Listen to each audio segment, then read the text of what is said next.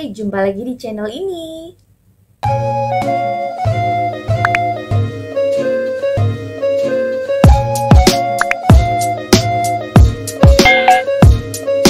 Di video kali ini aku akan share tentang perbedongan bayi.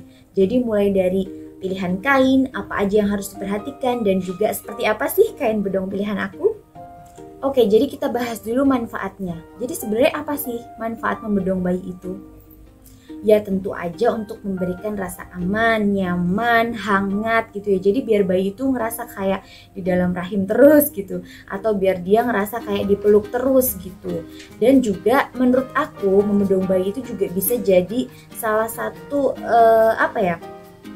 trik jitu gitu untuk bikin bayi itu lebih tenang. Jadi terutama kalau misalnya dia lagi misalnya nangis atau rewel gitu.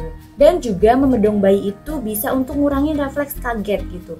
Kan kita sering lihat ya, jadi bayi itu kayak tiba-tiba suka tangannya tiba-tiba gerak, kakinya tiba-tiba gerak gitu, kayak kaget. Terutama kalau misalnya dia dengar bunyi-bunyi sesuatu lah gitu. Jadi supaya misalnya kalau misalnya dia bobo itu juga biar nggak kebangun-bangun terus. Kalau misalnya di bedong tuh dia kayak lebih nyaman, aman gitu.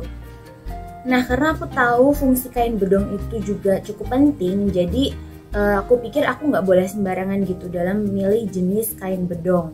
Dan setelah aku coba beberapa merek dan coba beberapa jenis kain, akhirnya aku menemukan satu jenis kain bedong yang menurut aku itu bagus banget.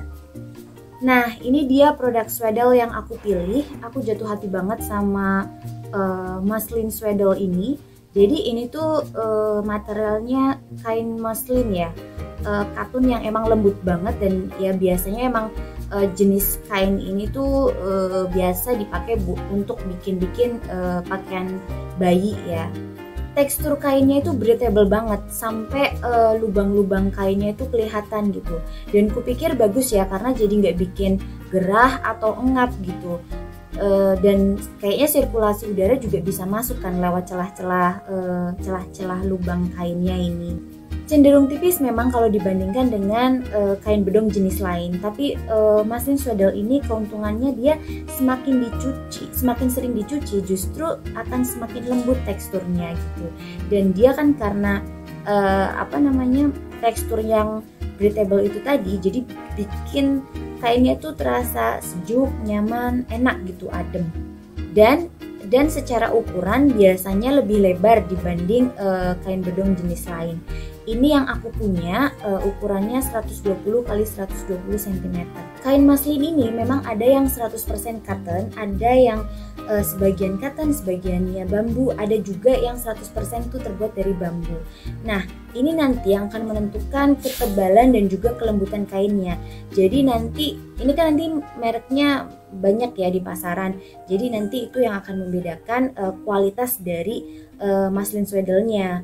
Jadi tiap merek mungkin beda, ada yang lebih tipis, ada yang lebih tebal, ada yang lebih lembut dan lebih kasar gitu. Nah, ini aku kasih tunjuk lebih dekat ya untuk tekstur dari kainnya. Jadi ini aku kasih tunjuk beberapa motif yang juga aku punya. Nah, seperti ini. Kelihatan kan? Jadi breathable banget, lubang-lubang di kainnya itu kelihatan banget. Dan kalau misalnya kita gini ya, pegang gini, kelihatan nggak?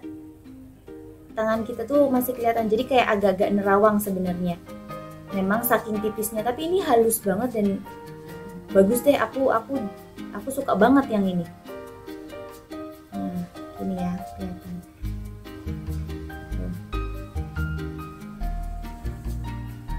Nah, lihat. Ini kayak yang tadi aku udah bilang, jadi lebarnya 120 x 120 cm. Biasanya memang ya itu tadi muslin swaddle itu memang biasanya lebih lebar. Dan yang paling aku suka dari produk muslin swaddle itu, aku perhatikan biasanya motif-motif yang ditawarkan tuh kayak lebih bagus-bagus gitu loh menurut aku sih. Tapi ya itu selera. Nah, kayak ini aku punya gini motifnya.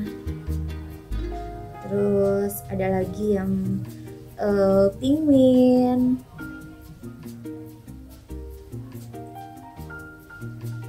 Kelihatan ya.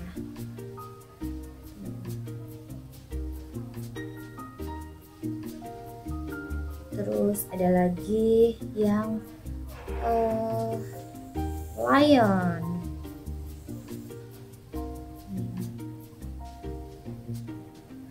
Dan ini tuh karena lebar, terus juga adem, sejuk. Jadi menurut aku ini bisa digunain untuk apa aja. Jadi multifungsi banget. Karena pengalaman aku juga ini kan kalau kain bedong tuh memang cenderung nggak dipakai lama ya. Jadi paling hanya 1 bulan awal atau 1-2 bulan awal gitu. Kayak Nayo aja full pakai bedong tuh mungkin hanya 1 bulanan gitu ya. Gitu. Jadi aku gunakan ini untuk kayak cover pada saat aku menyusui, atau juga cover di stroller, dan juga untuk selimutnya dia gitu.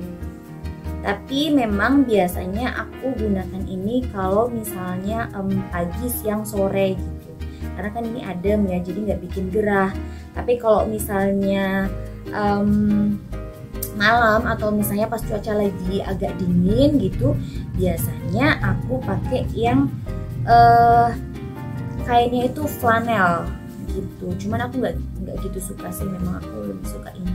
Biasanya kalau udah aku bedong pakai satu kain ini, terus aku timpa lagi Nayo dengan satu kain lagi yang aku jadikan selimutnya gitu. Jadi cuma dilipat aja gitu, terus aku tutupin gitu untuk dijadikan selimut. Dan aku juga gunakan muslin swaddle ini kalau misalnya aku pergi-pergi, karena kan ini lembut, adem, sejuk gitu. Jadi aku suka banget bawa kemana-mana aku pergi kalau sama Nayo gitu. Jadi biasanya aku pakein ini untuk cover di bahu pada saat gendong Nayo. Jadi gini, nah gini, terus disinilah bayinya gitu. Biasanya juga kalau ini ya, misalnya ada tamu keluarga atau teman aku main gitu, terus pingin gendong baby, biasanya aku kasihkan ini, pakai ini dulu ya gitu, buat cover di bahu gini. Nah, nemplok deh bayinya di sini gitu. Oke, ini aku ada beberapa saran aja ya untuk khususnya untuk teman-teman di rumah yang mungkin memang lagi cari rekomendasi tentang kain bedong. Lagi bingung mau pilih bedong atau mau beli bedong yang kayak apa. Saran yang pertama, pilihlah bahan yang aman dan nyaman untuk kulit bayi. Untuk informasi aja, jadi aku ini memang selain punya yang muslin swaddle ini, aku juga punya kain bedong jenis lain, jadi kayak yang dari material katun biasa dan juga dari flanel. Tapi memang kalau yang dari flanel itu, kalau dibandingkan dengan katun premium, harganya memang jauh lebih murah ya. Tapi menurut aku kalau yang dari bahan flanel itu dia cenderung lebih kaku dan juga panas gitu ya. Jadi aku juga biasanya kalau makein yang kain bedong flanel itu ke Nayo biasanya kalau malam aja atau kalau misalnya cuaca lagi agak dingin gitu. Saran yang kedua adalah pilih tipe kain yang multifungsi gitu. Jadi bayi itu dibedong kan nggak lama ya, paling hanya di newborn aja, di bulan-bulan awal. Bahkan kalau misalnya ada bayi yang memang dia nggak aktif gitu, misalnya nggak bertahan, mungkin nggak genap sebulan aja mungkin udah lepas bedong gitu. Kayak Nayo juga hanya sebulan awal gitu pakai bedong. Tapi memang biasanya sekitar 1-3 bulan ya bayi itu dibedong gitu. Tapi jadi saran aku untuk beli kain bedong yang bisa multifungsi itu, karena kalau setelah sudah nggak digunakan untuk bedong lagi kan bisa digunakan untuk yang lain lumayan ya. Jadi bisa digunakan untuk apa aja. Bisa jadi kayak aku nih biasanya aku jadikan cover stroller, terus juga jadi selimut, jadi cover bahu ya, kayak yang tadi aku udah ceritain, cover bahu kalau pada saat kita lagi gendong gitu. Dan juga bisa dijadikan cover pada saat kita lagi menyusui. Saran yang ketiga, pilih swaddle dengan warna yang soft atau yang cerah gitu. Jadi supaya kalau misalnya nih pada saat lagi dipakai untuk bedong, terus misalnya ada serangga lah, semut atau apa, jadi biar lebih mudah kelihatan gitu. Dan lagi pula makein warna cerah atau warna soft ke bayi juga bisa bikin efek cerah kan ke bayi. Tapi ya soal warna ataupun soal motif kembali ke selera kita masing-masing sih. Itu hanya saran aku aja. Oke deh, kukira cukup sharing aku tentang perbedongan bayi. Semoga semua yang udah aku informasikan ada manfaat ya, terutama untuk teman-teman yang lagi kebingungan, yang lagi cari-cari rekomendasi kain bedong jenis apa atau swaddle seperti apa yang akan dibeli atau akan dipilih gitu ya. Oke, terima kasih sudah menonton. Sampai ketemu di video aku berikutnya. Dah.